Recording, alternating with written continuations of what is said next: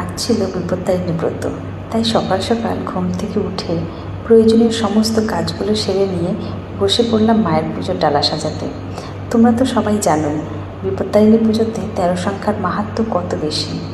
তাই 13 রকমের ফল, 13 রকমের ফুল, 13 রকমের মিষ্টি, 13টা পান, 13টা সুপারি, আলতা, সিঁদুর সব কিছু দিয়ে সাজিয়ে ফেললাম মায়ের পুজোর ডালা। আর হ্যাঁ, মায়ের পুজোর সবথেকে ইম্পর্টেন্ট জিনিসটি হলো লাল সুতো, 13টা গিট এবং 13টা দুব্বো দিয়ে বাঁধা লাল সুতো। আমাদের এখানে কিন্তু লাল সুতোটা বাজারে কিনতেই পাওয়া যায়, তো আমি বাড়িতে বাঁধিনি, অতটা সময় পাইনি, তাই আমি রেডিমেড বাজার থেকেই কিনে আনলাম লাল সুতো। তারপর চলে গেলাম চটজলদি রেডি হতে। আমি আর মা দুজনেই উপোস করেছিলাম, তাই দুজনেই তাড়াতাড়ি রেডি হয়ে বেরিয়ে পড়লাম পুজো দিতে। আমাদের সোসাইটির বাইরেই একটি মন্দির আছে, মায়ের মন্দির, খুব জাগ্রত। তোমাদের সাথে কথা বলতে বলতে পৌঁছে গেলাম মায়ের মন্দিরে। দেখো কি সুন্দর সবাই বসে একসাথে পুজো করছে।